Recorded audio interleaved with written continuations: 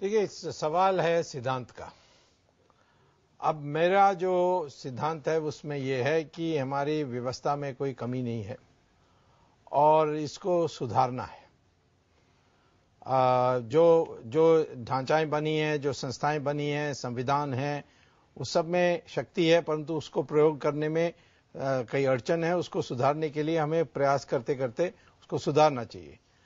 मैं जो जानता हूं, मुझे प्रशांत भूषण तो बहुत अच्छी तरह जानता हूं, क्योंकि मैं उनके साथ ही बैठता हूं कोर्ट में जब ये 2G मामला आता है।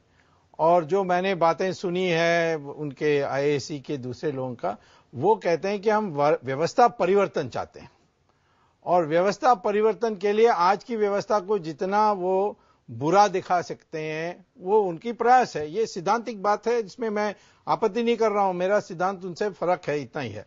मैं ये समझता हूं कि आज लोकतंत्र में जो हमारी संस्थाएं, इससे अच्छी संस्थाएं आपको मिल नहीं सकती। जो हमारी कॉन्स्टिट्यूशन है वो दुनिया के सबसे श्रेष्ठ है।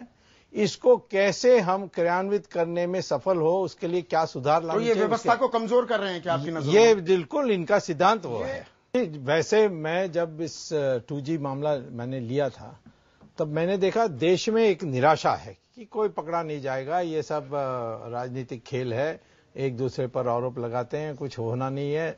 एक आस्था भी जो हमारी डेमोक्रेसी पर, वो भी हटने लगी।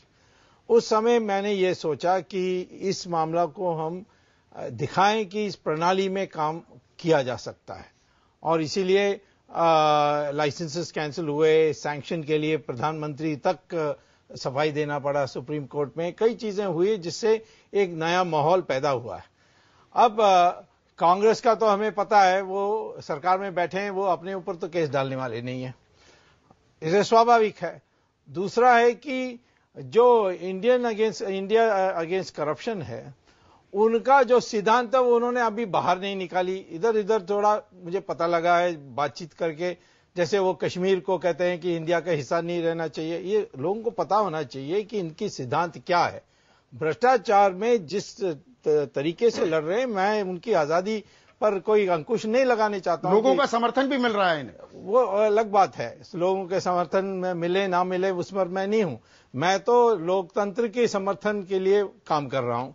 लोग को समझाने की बात होगी। लोग यदि इस राजनीति को पसंद करेंगे तो मैं कहूंगा कि इनकी सारी बातें जो कुल मिलाकर देखेंगे तो ये आज की व्यवस्था को एक मनहानि करने चाहते हैं, ऐसा मैं समझता हूं। उसको डिफेम करके एक दूसरा व्यवस्था चाहते हैं।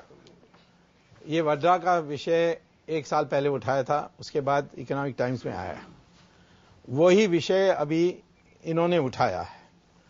मैं ये कहता हूं कि मेरी क्षमता जो है वो एक प्राइवेट सिटीजन का है, तो एक बात को लेकर आंखी तक पहुंचाएं, उसके बाद दूसरी बात लें। इस दृष्टि से हम काम करते हैं।